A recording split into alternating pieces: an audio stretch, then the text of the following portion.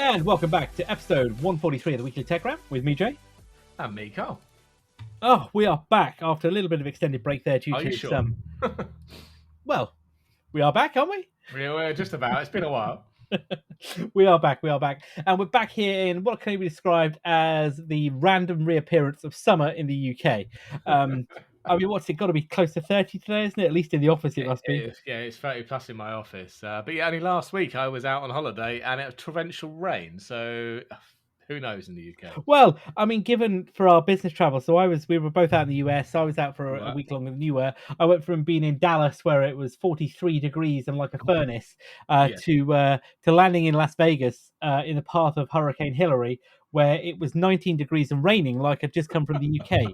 Very peculiar. Yeah, I went through Hurricane Hillary and the earthquake, did I? Oh, that's right. Yes. You landed in LA in the path of an earthquake, didn't you? I did, followed by the many delays and many rerouting, but I made it to Vegas.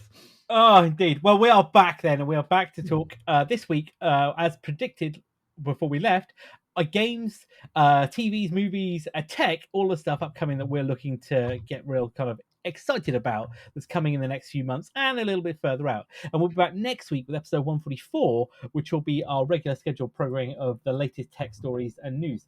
And we've got quite a good lineup already for next week, talking some interesting stories around Intel and AMD. We've also got some cybersecurity breaches. We've got Razzlecan. I'll leave that one with you because that is just hilarious. And we've got Ultra RAM, which isn't quite what you think it is, but it's quite clever anyway. What a name. Indeed. And next week, we will also be looking at the Apple event, because the Apple event's on the 12th. So we'll probably we may need to rejig some bits to give you an update on the Apple event, but we'll talk about that at the end of the show. So this week then we're going to talk TV, movies, and games and tech. So let's talk about then some of the latest shows and films that we are kind of excited about that's coming in the next few months. And as I said, probably a little bit pushed out. Actually, one of them is coming out this time next year, isn't it? I think actually it is. Yeah. So, come on, I'll kick it off then. So, Foundation Series 2. So, if you aren't sure what we're about, Foundation is the Apple TV series based on the Isaac Asimov books of the same name. Yep. With a series of which started in 2021. I can't believe it was that far out. There's been a gap, hasn't there? It has been a gap, but it is phenomenal, isn't it? Absolutely phenomenal in terms of the setting, the CGI. And I think also from a storytelling perspective, I think it's pretty good personally. It is. I mean, I've not managed to catch season 2 yet. It's on my to-do list. But season 1 was, it was a little slow, and sometimes it was confusing with the, you really had to pay attention with the jumping through time. If you missed the scene that says we've now jumped back 100 years, you were in trouble. But overall, I thoroughly enjoyed it. Yeah, that was the thing. So the first series kind of based on the Isaac Asimov Foundation novels. However, the TV series and the books have diverged quite massively Somewhat, now. have they? Yeah, pretty much. There's elements in there, but there's different characters that have been renamed. But the key thing is what we're looking at here is Foundation is about the story effectively is that you have Empire, which is the ruling 10,000 year empire based on Trantor, and you have a guy called Harry Seldon, who is a psycho mathematician, I think. I can't remember exactly what his title. I can't remember exactly what his title is at this point. But anyway, he has come up with this thing called psychohistory, which predicts what is going to happen in the future. But it isn't a linear path, is it? It's no. It is a science that gives terms of probabilities. Anyway, so he has this thing called the Foundation, which he says will be, the kind of the end of the empire, a new kind of group of people that will rise up, and exiles that will, basically come up. And it's a 1,000-year saga. So, and when this started in 2021, they said it was going to last 10 years, didn't they? Do you remember? They said there would be 10 series, didn't they, effectively? They did, yeah. Not sure if it will, but we'll see. No, but we're into series 2 now. I have been watching series 2, and we're actually up to episode 7. No, tell a lie. No, we're not. We're up to episode 8. I take it back. We're up to episode 8 now because it came out on the 1st.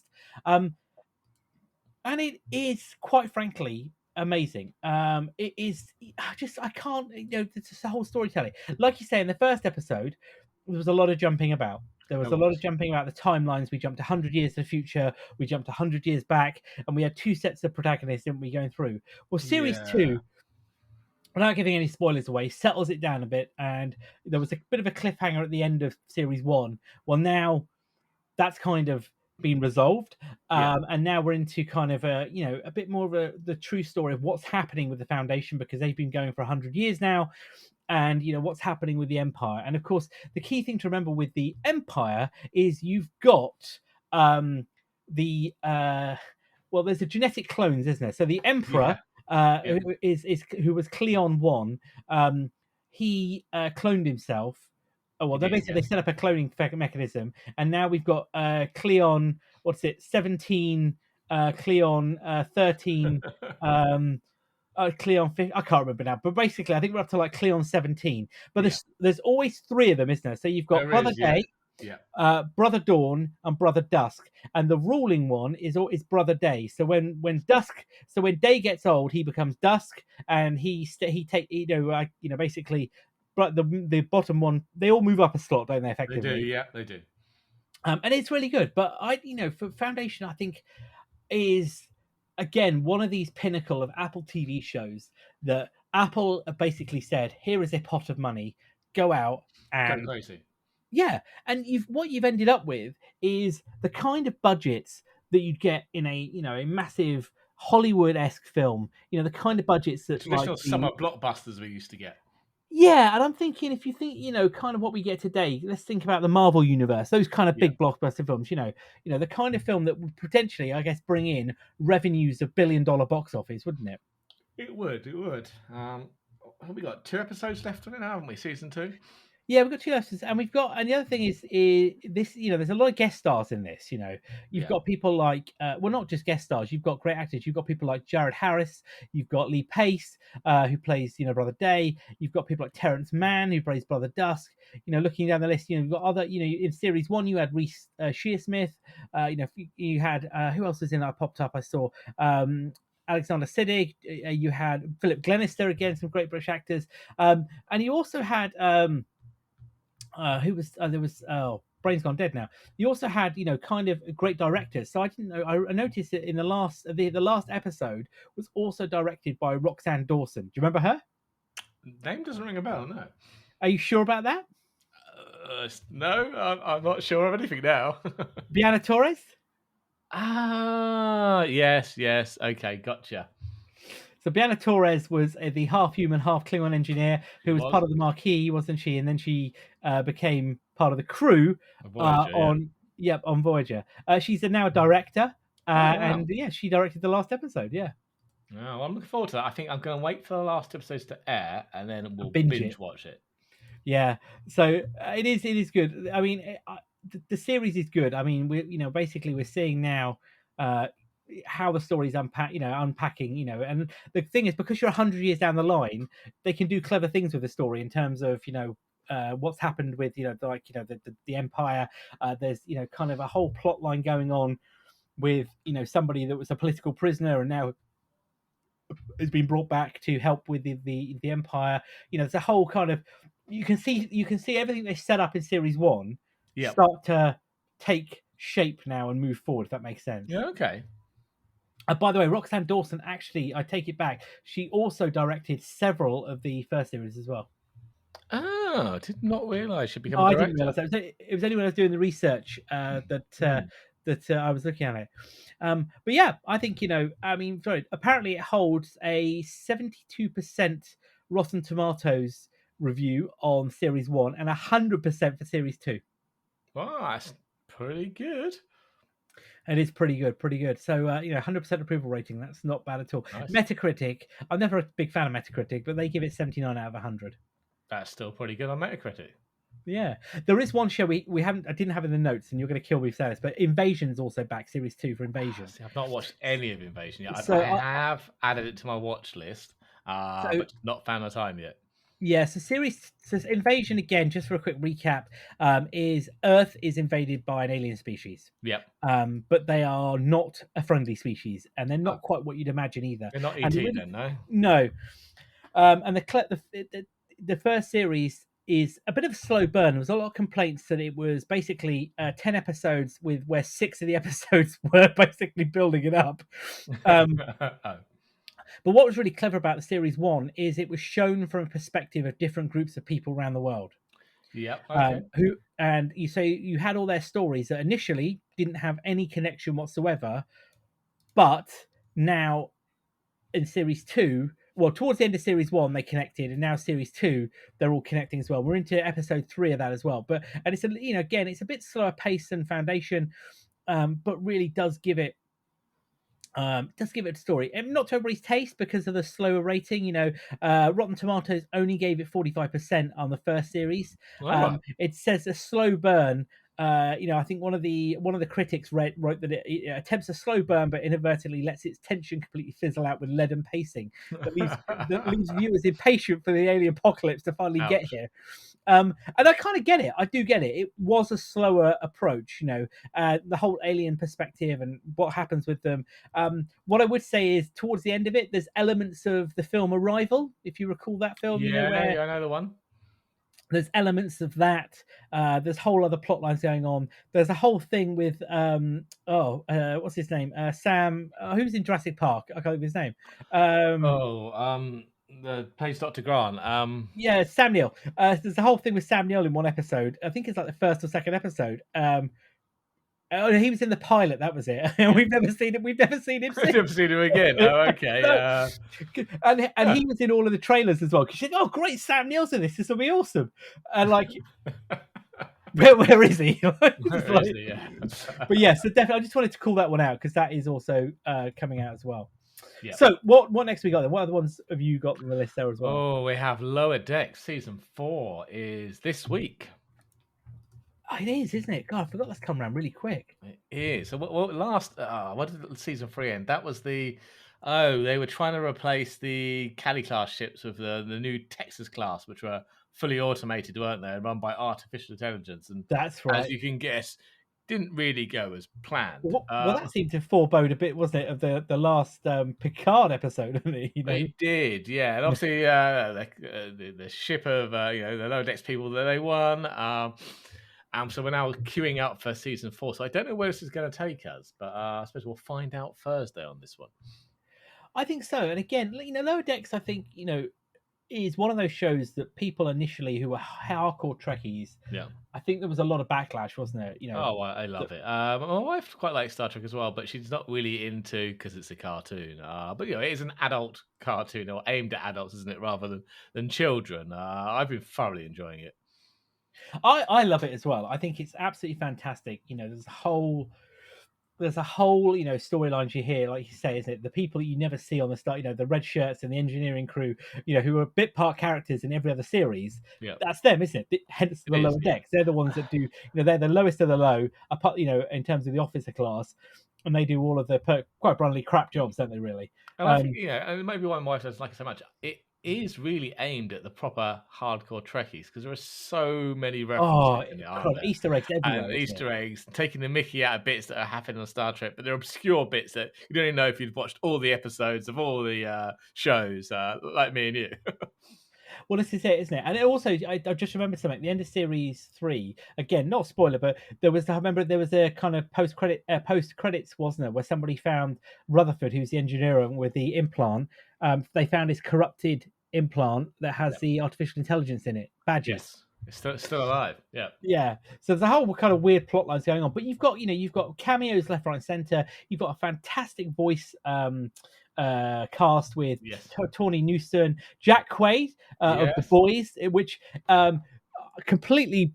This sounds so bad. I completely forgot that he was in it because in the last the series of Strange New World series 2 that's just finished, there was a Lower Decks crossover, wasn't there?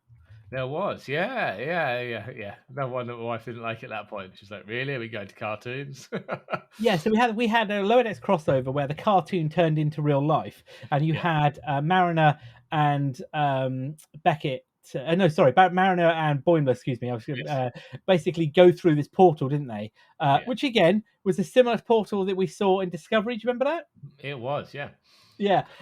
So there's just a little Easter egg for everybody's listening. And they went through and they ended up back in time, didn't they? At the same time that the Enterprise was visiting this planet. And I kind of was like watching it. I was like, you saw the actors like Tawny Newston, and it was weird, see them. And then I was like, Jack Quaid. I was like, that's course it's Jack Quaid, The Boys, you know.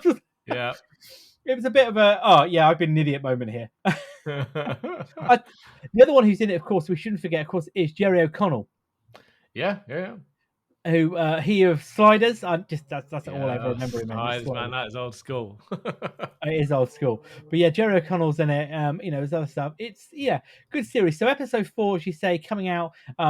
The first episode airs on the 7th, I think, isn't it? You said Thursday, I think it's coming out. It's pretty sure it's Thursday. Yep. Tuvix, I think, is the name of the episode. I saw somebody written down somewhere. You've got 2 of them. We got episode 1. Oh, Tuvix, I have no bones. Yeah, I must flee. I have no bones. Yeah, I must flee. Yeah, you're right. So both of those, and then it goes to weekly. Yeah, it goes to weekly. So also they have greenlit a 5th series as well. So that will be coming, which is fantastic. And again, I think it kind of shows. I mean, there's popularity here. You know, people like it. It's good fun. I think that's the other thing, isn't it? What's coming to an end though? Again, but I know we're not talking about today because it's not out yet. But series 5 of Discovery, isn't it? Is the final series of Disco, which is coming next year. I think now, isn't it? Is it? Yeah, I think it had been pushed, hasn't it? And obviously the whole writer's strike has not helped.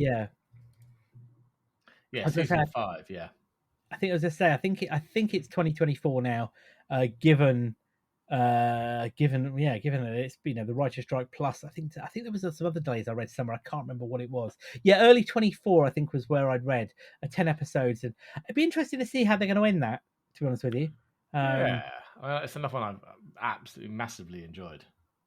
Yeah, and I think the key thing with that was because they jumped to the 32nd or whatever it was, 39, I can't remember, 2nd century or whatever. They had carte blanche, didn't they? Really, to do what they want. Yeah. So it's interesting to see whether they'll take that in the last season. Will they get back, or are they stuck there now forever? Well, surely they can't get back because that would absolutely destroy canon. Well, that's true. Yeah. You know, because technically the Discovery doesn't exist, does it? Nobody knows about it. No, that's true. You know, the Crossfield class was written off. We'll see what happens. Indeed. So that's Lower Decks Series 4 then coming this Thursday, 7th of September. So the time you listen to this, it'll probably be out. So we'll give you a lowdown of what our initial thoughts are, I guess, in one of our later episodes in the coming weeks. So we were talking, I guess I'll just jump one and we'll come back. We were talking about The Boys, weren't we? Yeah, we were. Jack Quaid. So there is also a spin-off coming for The Boys, but again, The Boys ultra-violent story based on a kind of an alternative, an alternative reality, isn't it? Where superheroes exist, but they've been made through basically a chemical, isn't it? That have created superheroes, isn't it? Yes, they have. Yeah. And what are we up to now? I think series 4 of The Boys, isn't it? It's coming soon because Gen V, which is the new spin-off series, is going to run concurrently, I understand, with Amazon with series 4 of The Boys. So I don't have a date yet on series 4 of The Boys. Wow. I did see somewhere I thought somewhere in September, but again, it's possible. So give us a quick lowdown what Gen V is all about then. So Gen V is it's basically the only college for superheroes. So gifted students. I imagine it's not going to go well. Students with superpowers and hormones. It's going to get messy. Yes. Yeah, I mean that's all I can say really. It's just going to get very, very messy and mucked up. And Gen V also is the name of the drug, isn't it? The chemical. It is. That creates the superheroes, isn't it? But yeah, we've got some crazy characters, haven't we, in The Boys itself? Who are slightly mental. And of course, you've got the top of the tree, which is the Seven, isn't it? And Vought International is a company that effectively created them and has turned them into these superheroes. And they almost run it like a comic book series. It's almost like if Marvel was real life, isn't it? That's kind of the way it is. Yeah. So yeah, we've got these kind of, I guess, junior soups that are learning to be superheroes. They've all got these powers, haven't they? Yeah. And I mean, given some of the characters, so you've got some of the characters I've read is you've got Emma Mayer, who is a half-inch soup with the ability to grow to regular size. Well, if anybody watched series 2, well, I was going to say series 2 of was it series 2 of The Boys? There was another character, wasn't there, who had a bit of an unfortunate accident. Do you remember that one? Oh yes. We can't really talk about it. It's a family show. We And what can't he talk did, about any of this. but it was quite messy. You've got Marie Moreau, who's a bloodbender. That just sounds awful. We've got Andre Anderson, a metal bender. What else we got? We got some, super strength and vulnerability. You've got people, kind of, kind of fire manipulators. You've got the usual kind of powers, but there's always some weird powers as well, isn't there? In Oh, this? there are, yeah. And Seth Rogen is one of the executive producers of this. I think he was The Boys, and of course it was based on The Boys by Garth Ennis and Derek Robinson as well, who originally created the series, comic series. But this is great. I mean, The Boys itself, as you say, ultra violent, ultra everything, cannot do not show to anybody below the age of 18. It's just I know it sounds terrible. It's just indulgent fun, really, isn't it? A little bit. It is, yeah. Oh, massively, yeah. And it's the kind of program that never would have got, if it wasn't for streaming services, would never have been made. Time BBC One, can you? No, it would never have been made, never ever at all, because it just wouldn't get past. Censors had a field day. This is the kind of thing that back in the day, like when we were kids, would have been, an 18 or a US and R-rated top shelf video nasty, wouldn't it? Really? Yeah, exactly.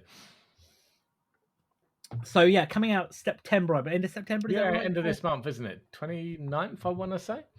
Yeah, so end of this month coming out for it. So yeah, I'm looking forward to the first 3 episodes, and then it goes weekly, which seems to be a bit of a habit now. It does. That kind of is like, it's the lure, isn't it? It's the bait and switch. It brings you in. It's a mini binge watch, isn't it? And then you have to wait for a week. Yeah. And that's kind of Apple TV do that as well. So Apple TV with Foundation Invasion, they're both weekly drops as well. Unlike your classic Netflix, which is dump everything in one go, isn't it? And you can binge it. Yeah, Amazon quite often do that as well. They do. Not on all series. No, not on all series. I have to be honest. So the other one we jumped on was, so let's move to films then, shall we then? So what's the first one? We missed The Continental. Yeah. That's what I thought that's what I'm saying. Is it a series or a film? That's a TV series. Oh, is it? My bad. I genuinely thought it was a film. No. So we have the Continental based in the John Wick universe, but this is kind of a precursor. So it's set in 1970s, where a very young Winston, who's one of the main characters in the films, is just getting into this business, of running the hotel and all the underworld that goes with it.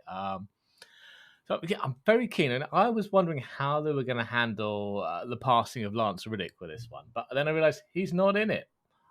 So that won't be a problem. But he is in Ballerina, which is a movie. Yes, which is John Wick universe. That's John Wick's beginnings, isn't it? In Ballerina. Yeah. So the whole plot, isn't it? With the Continental Hotel is the Continental Hotels is like a safe space, aren't they? Yeah, they are. They're like a refuge ground. Yeah, that's it. That's the way. You can't fight on the Continental. It's like you can get shelter, food, isn't it? Weapons. And there's quite a few of them, isn't there, around the world? There's different Continental hotels, isn't it, around the world? But as you say, Winston is in the later films, he's a powerful character, isn't he? In terms of he's got a lot of connections. He runs the New York Continental, doesn't he? Yeah, with the top table, who's kind of like the whole Assassin's Guild leaders, aren't they? Yeah. And things like that. But so this, sorry. So I genuinely, I have to say, my bad completely. I thought this was a series, a movie rather than a series. No. Ballerina's the movie, Continentals. Yeah. Yeah, and that's out again this month. Starts on the 22nd. Sorry, the shoe should not be spoken. It's piped up. So you're right, and so we've got Mel Gibson's in it as well, isn't he? We've got other characters in there. People popping up in. So it's looking fairly short though. I can only see 3 episodes: night 1, night 2, and night 3. Yeah, maybe that's again like only ones that have been updated. I mean, I don't know. Yeah, I mean, maybe they're feature length. Maybe they're an hour and a half each or something like that. Here we are. Just quickly looked up because I was curious. The show was reworked into 3 90-minute episode event series. Right, gotcha. So I think what we're going to see is, because the plot line. The plot line is that it's a young Winston, isn't it? So Winston, you've got Mel Gibson's character Cormac, who is actually running the Continental in the 1970s. So I wonder whether or not this 3-night premise is something that happens to set him up as the manager of the Continental. Maybe. Yeah, that's. I mean, I don't know. Maybe I don't know. Kind of my kind of, I guess, take on it could be Yeah. massively wrong, but it kind of just seems that way, doesn't it? That it could be there. So Yeah, I mean, it should be a fun one. I do like the John Wick universe, so very interesting to see their kind of I, precursor to it. I absolutely love it. John Wick 4, great film. I mean, the whole John Wick series was great, wasn't it? Yeah. But yeah, this should be good. Ballerina. So Ballerina comes out. When's that out? I think that's next year sometime. Okay. Because I know that's been talked about quite a lot, isn't it? So it has, and that did have Lance Reddick in it. So we'll see how they've done that. I mean, I think the rumor was he wrapped up his filming before his passing. Yeah, that was very sad, wasn't it? Very sad. It was very, and they gave a nice homage to him in John Wick 4. Yeah, great guy. He was only 60 when he died. Real shame and a loss to the acting industry, wasn't it? Yeah. So, yeah, absolutely terrible, really. But his films will live on. And his, the great stuff in it. I was only watching was it Resident Evil the other day to see that. Yeah. Is it the latest one? The one where he was in it as he plays the doctor. I'm sure that was the latest one, wasn't it? Yeah. Yeah. So Ballerina is June 6th next year. Fantastic. Yeah. Okay. So moving on. We've got then Dune 2. Yeah. So Dune 2. Which is the original film. Dune now split into two parts, isn't it? Starring Timothy Chalamet. Is that how you pronounce it? He's going to be something along those lines, isn't it? He's going to be in Willy Wonka very soon, isn't he? He is, yes. But yeah, so Dune was split into this two-part film. Then first part, it's the story, isn't it, of Paul Atreides and his family, House Atreides, who are thrust into a war on the planet Arrakis, which is the home of the spice, isn't it? Yeah. And the spice is what allows, to fold space, isn't it? That's it. That's the right along those lines, yeah. Yeah, exactly. So, and you've got the people who live on the planet, aren't they? The Fremen, who kind of survive on this desert world, isn't it? And there's a whole weird thing going on with his family, isn't there? And his mum, and kind of these visions that he's having, isn't it? It is. I mean, and obviously it's star-studded, isn't it? So, I mean, who else we got? We got Zendaya, we got Dave Bautista, Josh Brolin, Stellan Skarsgård. I mean, Christopher Walken. It just goes on and on. And as you say, the first one was absolutely stunning. The second one then is kind of continuing that journey, isn't it? Again, as him now, he's now got a new name, isn't he? Is it Muad'Dib? I can't pronounce it. Muad'Dib. I can't be given a name, but no, in the film he gets called, doesn't he, by the Fremen? Yeah. But Christopher Walken now plays the Emperor in the new film. So I'm looking forward to this. I think this should be fantastic. I mean, what I will say though is I finally got around to watching it last week on the plane. I'm from LA, which I know is terrible. I know. I'm sorry. And it is a great film, but what I will say is, my God, does it drag? Tad on the slow side. Oh, so I'm hoping his journey is a bit quicker and more action-packed in Dune 2. But I mean, I understand there's a lot of backstory to fill in because it's an epic book, isn't it, or books? So hopefully it's just a little more action-packed and interesting. Yeah, but the first film was 2.5 hours long. Oh, I know. I still feel we didn't get very far with it. No, we didn't, because at the end of it, you've only technically got to the bit in Dune, because, Dune's a well-known story, so there's a whole war goes on the planet, the House of Arrakis gets destroyed effectively, doesn't it, by the Harkonnen, who were the previous rulers of the planet where the spice is, and the Fremen, who are the indigenous people, kind of, start to fight, don't they? And then Paul, who's the key character, joins the Fremen, doesn't he? And that's kind of the middle of the film. In the original film, but yeah, that's where film 1 ends in this series. And my God, I just I don't get me wrong, I really like it. I really do like it. It was very good. It's based on the book by Frank Herbert. If anybody's curious about it, I haven't read the book. I'll be very honest with you. No, I haven't either. I watched the original film. Yeah, so the original film. When was the original film? Was it 80s or something? Was it? Oh, come to me in a minute. Well, 84. 84. Yeah, because it stars Carl MacLachlan of Twin Peaks fame. Yep. and it's got people like Brad Dourif in it. There's other big Patrick characters. Stewart. Yes, Sting. Sting's in it. Max von Sydow is in it. It's a great lineup again. But a bit of a cult classic these days, isn't it? I think it's kind of Yeah. doing it. It didn't, it did a very good job in terms of money, but I think it was classed as a budget failure. loss. Yeah. But yeah, definitely needs to speed up a bit in the second series, but hopefully that will be the case.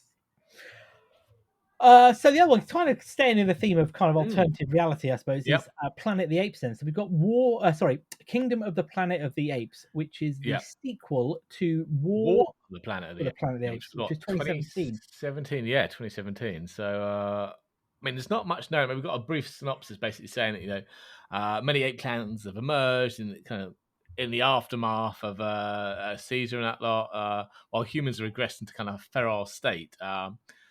One ape leader perverts the teaching of Caesar to enslave other clans, while another one is trying to work with humanity. We'll see where this goes. I mean, I've always probably enjoyed these ones. It's been a great reimagining of it.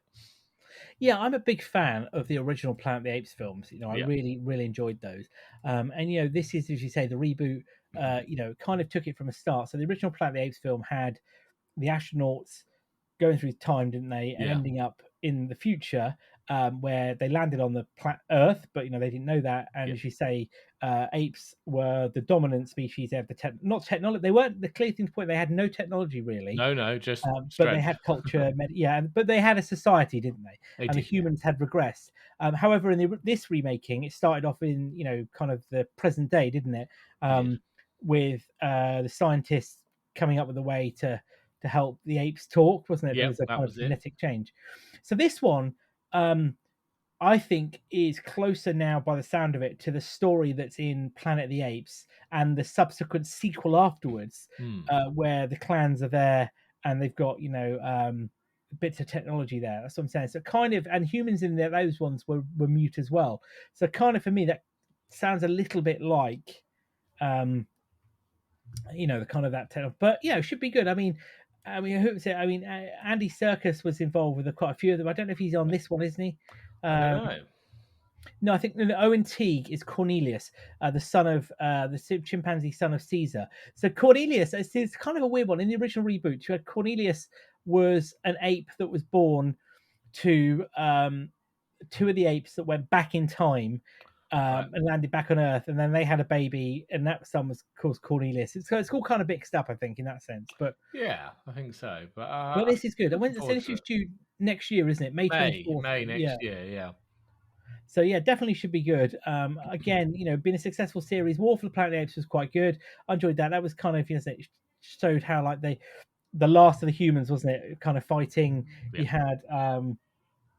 You had like Caesar was still in charge then. So the timeline here has jumped forward quite a bit, I suggest then. I think so, yeah.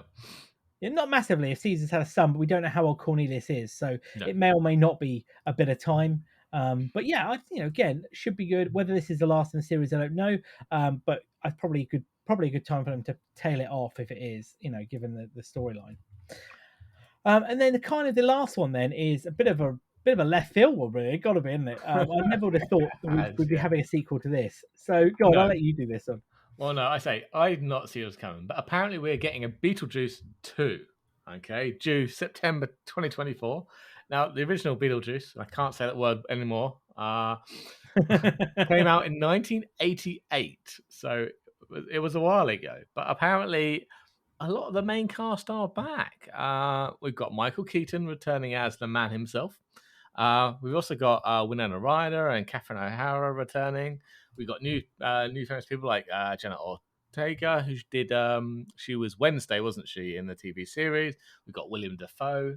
But we really don't know much more about what the actual story is going to be here. I don't know. Yeah, I never thought I'd see this coming back.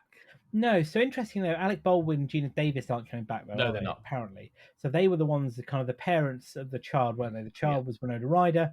No, sorry, take it back. So they were a couple that lived in the house. Sorry, they died, didn't they? Yeah. And then they came back as ghosts, but they didn't realize they were ghosts, did they? And Lydia Dietz was the character, the girl played by Winona Ryder, who basically you could see them, and then we ended up with a bit of a convoluted way. We ended up them kind of trying to navigate the supernatural world, and we had He Who Shall Not Be Named, who was played by Michael Keaton, wasn't it? Yep. So I'm puzzled because the end of the series, end of the last film was kind of set well, wasn't it? So we had, the two families, the human family and the ghost family, living in harmony in the house. He Who Should Not Be Named was stuck in the afterlife waiting room, wasn't it? It was all a bit kind of nicely finished, but this is what puzzles me. So I don't know where they're going with this one. And it's number 2, so it's not a remake; it's a continuation. It is by Tim Burton, so it'll be dark and creepy. I mean, I'm intrigued at how this is going to be done.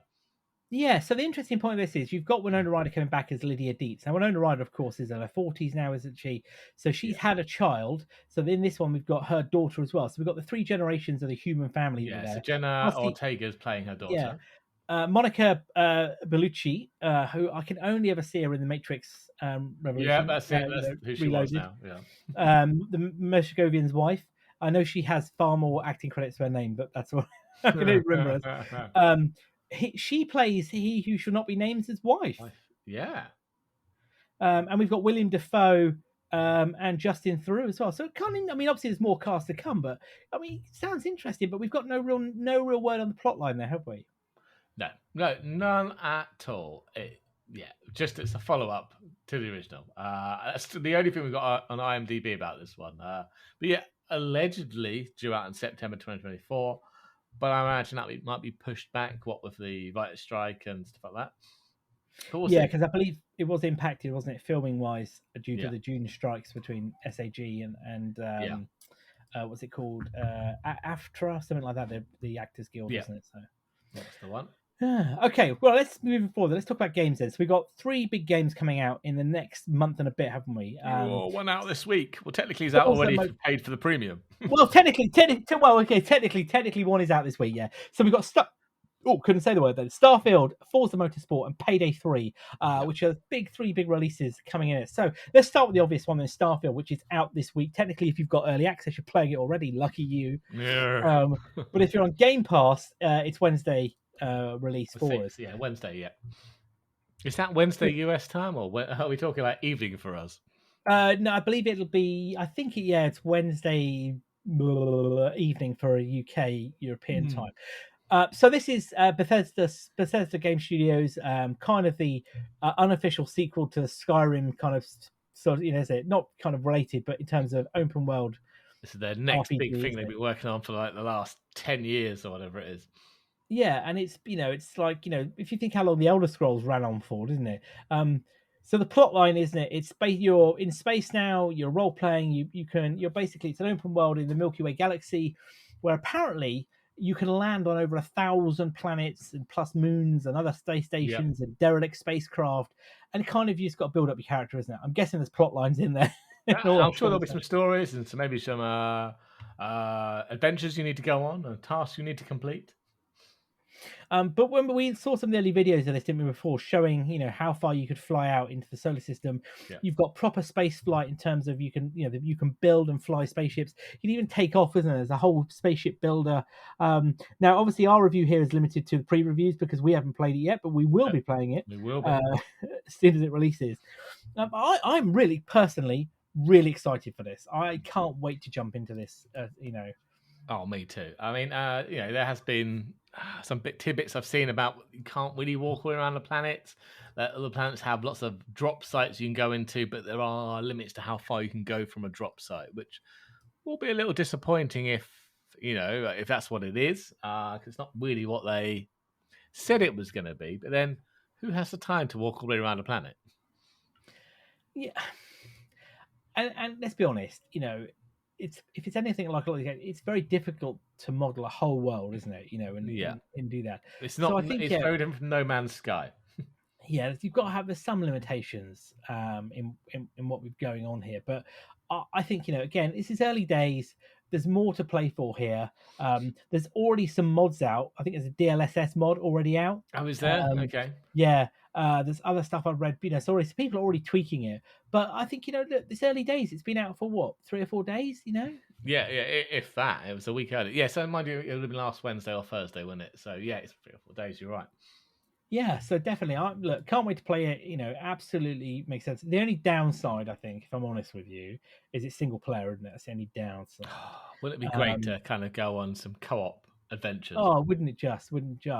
But talking co-op, then, I guess the next 2 games, we can definitely do co-op in. So Forza Motorsport, then. So that's out next month, isn't it? Yeah, October. Yeah, I'm sure it's October for those. Yeah, I think I wrote down. Hang on a minute. October the 10th. I think I've got written down here. Awesome. Yeah. So this is the I suppose Forza Motorsport 8, but it's not called 8 anymore, is it? We had 7 a couple of years back. This is just Forza Motorsport. But yeah, this is the videos on this. The footage I've seen look absolutely stunning, don't they?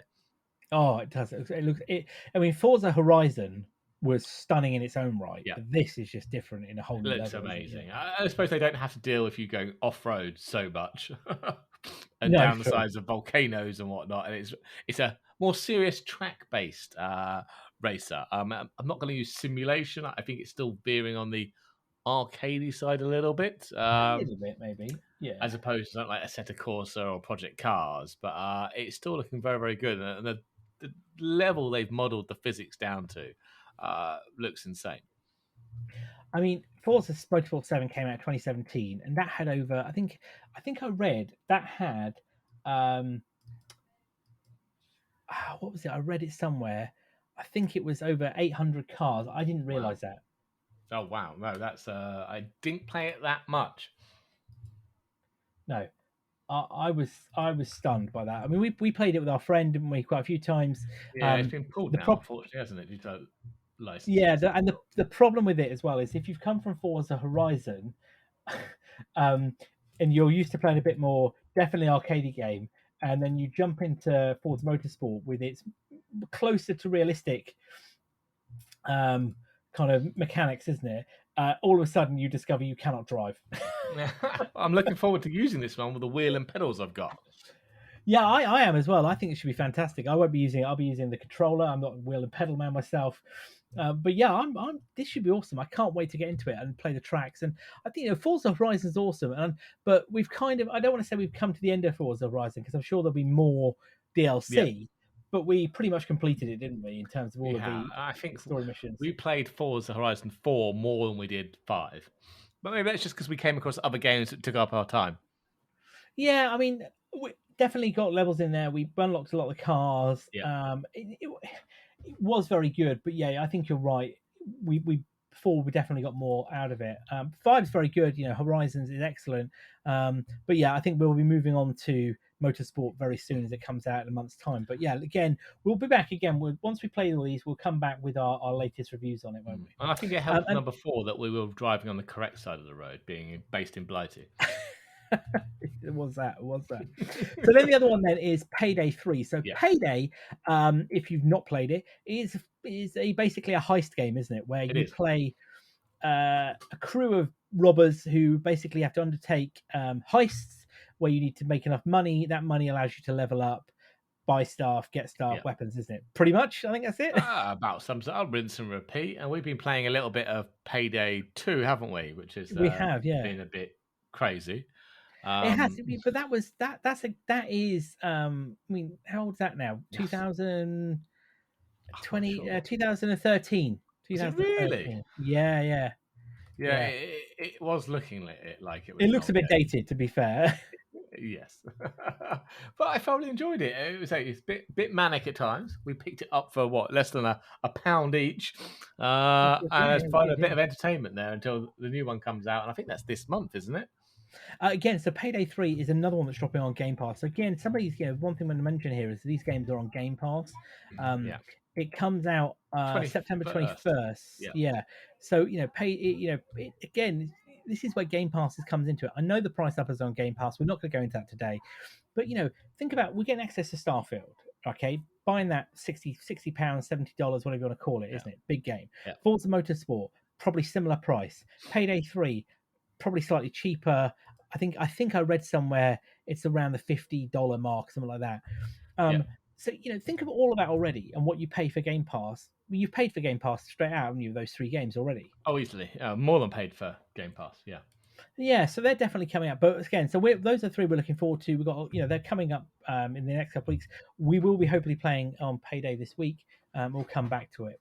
Yep. So then that moves us on to the final section, which is the tech section. Then so we've got yes. a couple of things, just because we've got the Apple event happening next week. We So have. again, Apple event happening on September the 12th, which is called Wanderlust, isn't it? Is that Wanderlust? Isn't Wanderlust, it? yep. Yep, and we'll be back there. So iPhone 15, and of course, then the other one is going to be the new watches, isn't it? Then so It is. Apple Watch Ultra 2. Then Carl, come on then. Oh, I've seen some renders of it in black with the orange buttons, and it does look very, very good. And that's kind of like, I was going to look at a Watch Series 9, but I might have to push it out the boat to get an Ultra 2 because my 4 is very scratched. But I've had it for quite a long time, so it's easy to knock it when it's on your arm. So I think it's time I got an upgrade. Now, it might not be day one release, but it's something I want to grab this year. Yeah, so the Ultra then, became the flagship Apple Watch, didn't it, when it was released last year? And it came with, wasn't it, the 45? No, not 40, what was it? 49 mil case. Sorry, wasn't it? The 49 mil case. The whole launch around the Ultra was with the diving computer, wasn't it? There was a big thing that it came with. That's been, I haven't really seen much about that since it was launched. Have you? No. I do remember sitting there watching that, and I think you were watching it as well. Or was I sending you information on it? I can't remember what it was. I can't remember. I remember thinking, God, this is going to be like a £1,500 watch or two. Knowing the cost of diving computers and stuff, I thought it was going to be like £1,500, £2,000. And when it came in at what, $799 was it? I must admit, I was speechless. $799, $849 UK, yeah. Yeah. But obviously, they only announced the dollar price, don't they, in the event? That's right. But it had the same processor as the Series 8. Pretty much the guts of it were the same. The difference was the massive screen. You had the action button as well on the right-hand side. Enhanced GPS as well, didn't you? Yeah, and the action button. Yeah, massively enhanced GPS. For the whole of the tracking for kind of outdoor activities. Absolutely, and the battery life, of course, was much longer because you could go effectively, according to them, a couple of days, wasn't it? Yeah. Because of the larger battery life. Now, I initially got one, and I was a bit because it cost a lot of money. I swapped it out for a Series 8 Red. I regretted that within days of doing it, so I will not be making that mistake again. I'm going to upgrade to this. I think it is a fantastic watch. The screen real estate and the battery life alone, I think, what make it what it is. It's just an all-round fantastic bit of technology, isn't it? And the look of it as well, at least based on the Series 1, I should say. Yeah, and I think I say you should be getting some upgraded processors and stuff like that this time as well. That's the rumor anyway. Yeah, and according to Mark Gurman, he reckons it's going to have the chip in it that's based on the A15 Bionic, isn't it? So, which came out with the iPhone 13. iPhone 13, yeah. So, probably going to be S9 chip, isn't it? That's what it'd be calling. yeah, exactly. So, hopefully that will be an actual improvement this time. Yeah, I think so. I mean, there's rumors that next year, which is the Watch 10, is going to be a massive redesign, isn't it, and updates. But I don't think the black. If they do this in black, then I'm pretty confident this will sell like hotcakes. Given if they stick it at if they stick it at the price limit, we haven't got micro LEDs, but we've got an OLED display screen, haven't we, on there? Yeah. If it comes in a new color, that's it. If it doesn't, I'm not definitely a problem, but I think it comes in space black, as I think is what they're calling it. I think Gurman called it. Space black, Darth Vader black, space grey. Who knows? Isn't it? I'm sold already. I know for a fact I'm sold. It's just for me, battery life is key on these things. Yeah, exactly. And I'm more of a fan of the dark coloured watches anyway. I mean, I've got the space grey Series 4, and I quite like. I wasn't a fan of this more lighter silver one. So yeah, give it to me in black or dark grey, then I'll have it. Yeah, so I mean, for me, I've got the Project Red. It stands out. I really enjoyed that. If they did this in red, nice as well. Yeah, that would be good. Yeah, that would be nice. But yeah, so this is where we're going with it. So More will be more on this next week. We'll talk about this in our Apple event review show, which we do every year. But this is kind of the early innings. So what's then the final bit of tech you've got on the list then, Carl? The Meta Quest 3. So Oh, I did Meta. come and buy the Quest 2, but the Quest 3 looks like a worthy upgrade. We get a higher resolution display. Those lenses are pancake lenses, so it should be a lot thinner and lighter as well. Not that the Quest 2, I think, is a particularly heavy device, but to have a bit of more weight taken off the front and a thinner bit there. There are apparently proper support for prescription lenses to be popped in there, which would obviously really helpful for me and you. There's obviously the processor upgrades, apparently double the performance, but that doesn't bother me as I don't really use it as a standalone device. I use it hooked up to my PC for flight sims and racing. But I know the price has gone up. We're probably looking at $500, but I think for the hardware that's in there, that's a bargain, really. So rocking the Rift S. Yeah. And I've enjoyed my entry into VR, and I love playing DCS in VR now. It's so for me, I think this might be a good upgrade. The only worry is the cost. But as you were saying earlier, you went to play DCS in flat vision or 2D on the monitor the other night and just couldn't play it. No, I went to have a go. And you know what? I really, I love DCS. We both do. But yeah, I was trying to play it, as you say, in 2D. I just couldn't get into it. It just doesn't. When you're in VR, it just doesn't have the immersiveness that VR gives you. And I probably should play more VR games.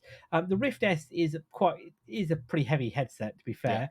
And the field of view isn't overly great, but it does the job. But this, I think, would be great. The only thing is it's Meta, and I kind of have an aversion to saying that word. I know it's a huge upgrade in clarity going from I had the original Rift to the Quest 2. I mean, it was night and day difference. Now, obviously, the Rift S is better than a Rift, but I still imagine going to a Quest 2 or 3 that you're going to see a big improvement in clarity. Yeah, I mean, the Rift S, was the first major one, wasn't it? After it was, yeah. It had inside-out tracking, so you don't have to have the lighthouses like I did originally. The only thing I'll say though is the cost of the Rift S was, I think, wasn't it $600 or whatever? Yeah. The Quest 2 was half price. You do have to factor in for PC that you need a USB-C cable and an active one. That's the difference. Yeah. So, I mean, one of the things because I did a bit of research. So the Quest 2, my Rift S has a resolution of 1440 by 1280 per eye. Yeah. Whereas your Quest 2 has got, is it 1800? Basically, you've got 1080p, haven't you? Yeah. Basically, you've got 1080p. So, I mean, already you've gone from, what do they call it, QHD to full HD, haven't you, effectively? Yeah. I just, it is good. What worries me is why is the cost so different? That's the only thing I'll say, isn't it? Is it because it was older tech? Maybe is that? I don't know. But I think Meta was subsidizing, weren't they? The Quest? The Quests, yeah, and not necessarily the PC ones.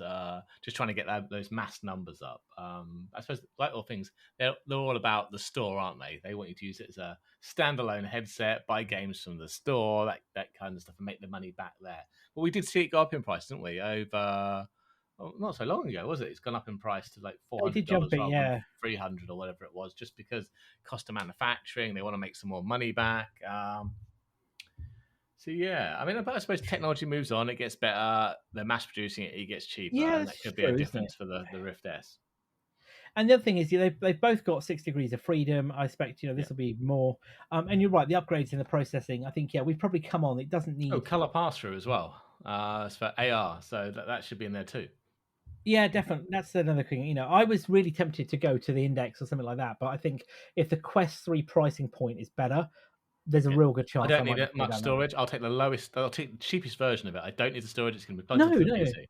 You just need. Exactly. I think I spent £80 on the USB Thunderbolt cable, but yeah.